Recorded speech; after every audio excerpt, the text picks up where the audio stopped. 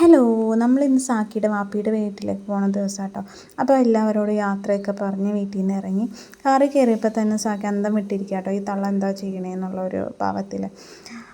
അത് കഴിഞ്ഞ് കുറച്ച് നേരം കഴിഞ്ഞപ്പോൾ തന്നെ സാക്കി ഉറങ്ങി. പിന്നെ അതിൻ്റെ ഇടയ്ക്ക് ഇക്കാക്കയുടെ ക്ലാസ്സും കാര്യങ്ങളൊക്കെ നടന്നു കൊണ്ടായിരുന്നു.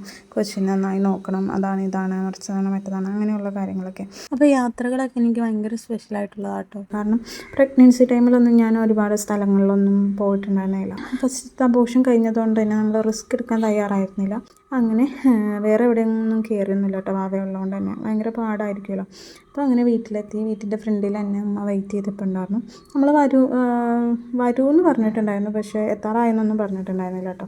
അങ്ങനെ ഉമ്മ വന്ന് സാക്കിനെ എടുത്തു. സാക്കി അപ്പോൾ നല്ല ഉറക്കം കേട്ടോ. അതിനുശേഷം സാക്കിനെയും കൊണ്ട് ഉമ്മ അകത്തേക്ക് കേട്ടോ. നേരെ പോയത് റൂമിലേക്കാണ്. പക്ഷേ ആൾക്കൊരു മൈൻഡ് ഉണ്ടായിരുന്നില്ല കേട്ടോ. ഉറക്കത്തിൻ്റെ ഒരു ക്ഷീണം കൊണ്ടായിരുന്നു തോന്നുന്നു.